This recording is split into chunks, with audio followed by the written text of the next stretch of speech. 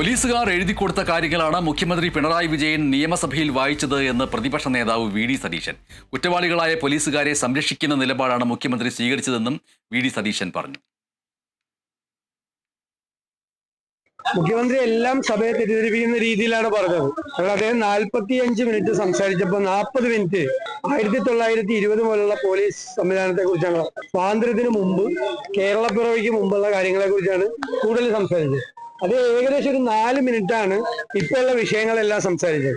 മുഴുവൻ തെറ്റായിട്ടുള്ള കാര്യങ്ങളാണ് പറഞ്ഞത്. അദ്ദേഹത്തിന് പോലീസുകാരെ എഴുതി കൊടുത്തത് അദ്ദേഹം വായിച്ചാണ്. പോലീസുകാരെ ആഭ്യന്തര വകുപ്പ് മന്ത്രിക്കും മുഖ്യമന്ത്രിക്കും തെറ്റായി എഴുതി കൊടുക്കുന്ന കാലമാണ്. അതാണ് അദ്ദേഹം വന്നിട്ട് ആ അബദ്ധം അദ്ദേഹത്തിന് അസംബ്ലിയിൽ പ്രസംഗിക്കേണ്ട ഗതികേടുണ്ടായത്. പോലീസിനെ കുറ്റവാളികളായ പോലീസുകാരെ, പാവപ്പെട്ട നിരപരാധികളായ സാധാരണക്കാരെ പോലീസ് സ്റ്റേഷനിലിട്ട് ക്രൂരമായി തല്ലിച്ചതച്ച കുറ്റവാളികളായ പോലീസ് ഉദ്യോഗസ്ഥന്മാരെ സംരക്ഷിക്കുന്ന നിലപാടാണ് മുഖ്യമന്ത്രി സ്വീകരിച്ചത്.